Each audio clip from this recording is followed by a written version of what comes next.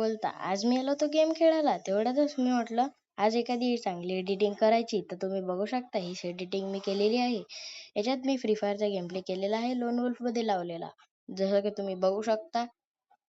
Like, subscribe, अजून share, follow करून टाक जा मित्रांनो, आणि पुढचा गेम प्ले बघा.